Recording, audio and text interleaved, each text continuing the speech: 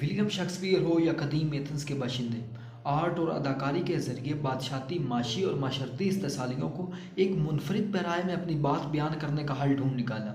Entertainment کا جو سفر اسٹیج ڈراموں، سینما گھروں، تھیٹر اور ریڈیو اسٹیشن سے شروع ہوا تھا، آج وہ موبائل فون کی شکل میں انفرادی ہو گیا۔ چند دہائیاں پہلے جب لوگ سینما گھروں میں فلمیں دیکھنے جایا کرتے تھے تو فلم کے موضوع اور اداکاروں کی اداکاری کے متعلق فیس ٹو فیس اپنے جذبات اور خیالات کا اظہار کرتے تھے، لیکن آج وہ یوٹیوب اور فیس بک پر کمنٹس کی شکل میں اپنے جذبات اور خیالات کا اظہار کرتے ہوئے نظر آتے ہیں۔ لیکن پھر وقت کے ساتھ سائنسدانوں نے انسان کی نفسیات کے متعلق ایسی حیرت انگیز انکشافات کیے کہ انسان کے جذبات اور خیالات نیورونز اور بائیو کیمیکل کا نتیجہ ہوتے ہیں جو وقت کے ساتھ زائل ہو جاتے ہیں۔ انسان کی سوچ اور نفسیات کو کنٹرول کیا جا سکتا ہے، ہائی جیک کیا جا سکتا ہے۔ یہی کام کمپنیاں سر انجام دے رہی ہیں۔ جس طرح جوتوں، کپڑوں اور گاڑیوں کے ماڈلز اور برانڈز کو اپڈیٹ کیا جاتا ہے، اسی طرح سوشل میڈیا ایپس کو بھی جدید وقت کے بدلتے تقاضوں کے حساب سے اپڈیٹ کیا جاتا ہے تاکہ لوگ زیادہ سے زیادہ وقت سوشل میڈیا پر گزاریں۔ اب آپ کو ٹک ٹاک پر اپنی پسند کی ویڈیو سرچ کرنے کی ضرورت بھی نہیں ہوتی، آپ بس سکرول کرتے جائیے اور اپنی پسند کی ویڈیو سے لطف اٹھاتے جائیے۔ جس طرح دوسری اپلیکیشنز یوٹیوب اور فیس بک پر آپ اپنی پسند کی ویڈیو کے متعلق سرچ کیا کرتے تھے اور کچھ سرچز کے بعد اس ویڈیو کے عین مطابق دوسری چیزیں بھی کھلنے لگتی ہیں، الگوریدم اب آپ کو آپ کی شادی کے اشتہار، کتابوں اور برگر کی پسند، کرکٹ اور فٹ بال کے کھلاڑی، آپ فاسٹ بالر کو پسند کرتے ہیں یا بیٹسمین کو، سیاسی انقلابی تحریکوں کے دل دادہ ہیں یا مذہبی جارحیت پسندی کے، وہ امیزون اور علی بابا کی وہ پروڈکٹس آپ کے سامنے رکھ سکتا ہے جس کو گزشتہ خریداری کے وقت آپ کی جیب اور مزاج نے اجازت دی تھی۔ یہی وجہ ہے کہ لوگ یوٹیوب اور فیس بک پر ایک ہی طرح کی ویڈیو دیکھتے ہوئے وقت گزار دیتے ہیں۔ اگر کوئی شخص ٹی وی چینلز پر دہشت گردی کو بڑھاوا دینے والی منطق کو پڑھتا ہے تو وہ افسردہ ہونے لگتا ہے اور سمجھنے لگتا ہے کہ جس سڑک پر میں چل رہا ہوں کیا پتہ وہاں پر بھی بوبی ٹریپس نصب ہوں، اور جس مسجد میں نماز پڑھنے جاتا ہوں وہاں پر بھی مذہب کے نام پر دہشت گرد حملہ نہ کر دیں، کیونکہ دہشت گردی تو وہ ہے ہی نہیں جو ٹی وی چینلز ہمیں دکھاتے ہیں۔ دہشت گرد تو مکھی کی مانند ہوتے ہیں جو چھوٹے ڈرامے سے بڑا منظرنامہ تخلیق کرتے ہیں اور انٹرنیشنل میڈیا کی خبروں کی زینت بن جاتے ہیں۔ وہ مکھی کان میں بنبناتی رہتی ہے، اس کی آواز بھی ہم اس لیے سنتے ہیں کیونکہ لاؤڈ سپیکر پر ہمیں اس کی آواز سننے کے لیے مجبور کیا جاتا ہے۔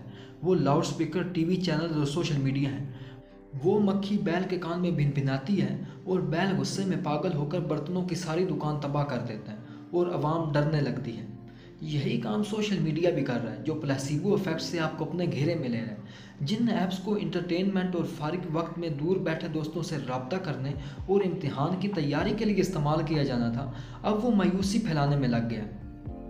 مانا کہ ہر خطے اور معاشرے میں غربت اور بیکاری ہوتے ہیں، لیکن اب یہ وقتی جذبات کو بڑھاوا دینے کا عنصر بن چکا ہے۔ یہی وجہ ہے کہ لوگ چند لمحوں کے لیے جذبات میں بہہ کر کسی پڑھے لکھے نوجوان کو سڑکوں پر رلتا دیکھ کر ندامت کے آنسو تو بہاتے ہیں اور ویڈیو اور تصویر کو دوسرے دوستوں تک شیئر کرتے ہیں، صرف ہمدردی اور ویوز لینے کی خاطر۔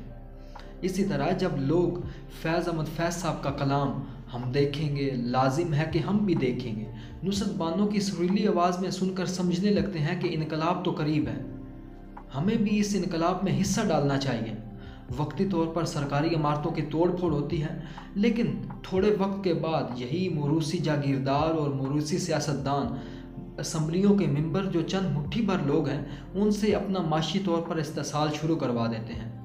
آج لوگ مضبوط ترین روابط کی دنیا میں خود کو تنہا محسوس کر رہے ہیں۔ آج کی دنیا میں سیاسی اور معاشی انتشار کی یہی وجہ ہے۔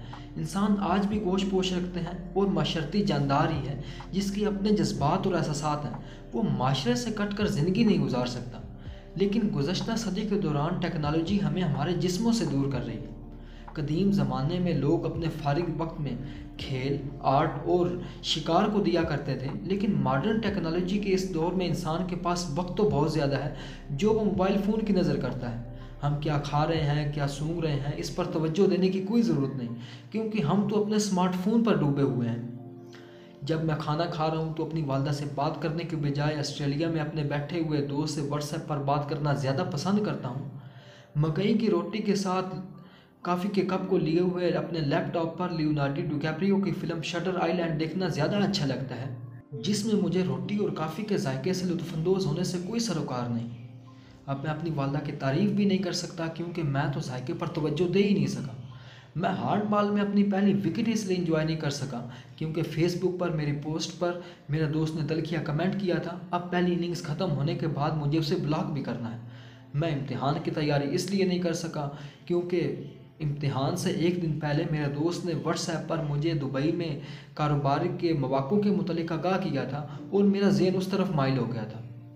हर माशरे में अच्छाइयाँ और बुराइयाँ होती हैं और हर इंसान को ज़िंदगी में मुश्किलात का सामना करना पड़ता है, लेकिन हम व्यूज़ लेने की खातिर अगर नेगेटिविटी को प्रमोट करते रहेंगे क्योंकि हमदर्दी समेटने का सबसे यही तो मौसर ज़रिया है।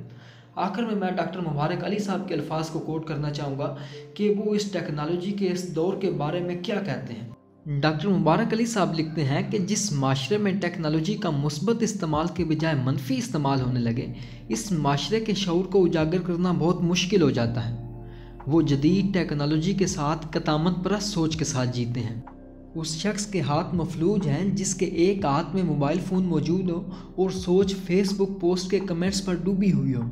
जहाँ असातिज़ा असाइनमेंट मुफक्करों की किताबें खंगालने के बजाय विकीपीडिया और इंटरनेट पर भरोसा करते हों, वहाँ कामयाबी की उम्मीद बहुत कम हो जाती है। अलबत्ता गुज़श्ता कई सालों से हुकूमत हमें यही फीड दिए जा रही है जो नौजवानों को रोज़गार के मौक़े देने के बजाय लैपटॉप स्कीम पर अरबों रुपए खर्च करती है और तालीमी याफ्ता हलके में अपनी वाह वाह करवाती है। जिस तरह नेल्सन मंडेला के कौल के मुताबिक गुर्बत खैरात से ख़त्म नहीं होती बल्कि इंसाफ से ख़त्म होती है, इस तरह जहालत लैपटॉप स्कीम से नहीं बल्कि इल्म से ख़त्म होती है। जिस मुल्क में बच्चों के हाथ में किताब थमाने के बजाय मोबाइल फ़ोन थमाया जाता है और यही हुकूमती प्रोपेगेंडा रहा है कि अगर तालीम आम हो जाएगी तो ना तो शख्सियत परस्ती रहेगी और ना ही नाअहल सियासी पार्टी वर्करों की हुकूमत। इस तरह अगर लाइब्रेरियाँ बनाई जाएंगी और तदरीसी किताबों का सिलेबस बदल दिया जाएगा तो आवाम में कहीं शऊर न पैदा हो जाए और दिहाइयों से चलती आ रही जागीरदारी और पार्टी सियासत बदल न जाए। जिस कौम के पढ़े लिखे नौजवानों को अपने हकूक़ के लिए आगे आना चाहिए वो इंस्टाग्राम और फेसबुक में डूबी हुई है। वो कभी मीम्स शेयर कर रही है तो कभी फ़नी वीडियोस। मॉडर्न टेक्नोलॉजी और सोशल मीडिया के मुख्तलिफ प्लेटफॉर्म्स बहुत बड़ी बड़ी तब्दीलियाँ रुनुमा कर सकते हैं अगर उनको मुस्बत तरीके से इस्तेमाल में लाया जाए।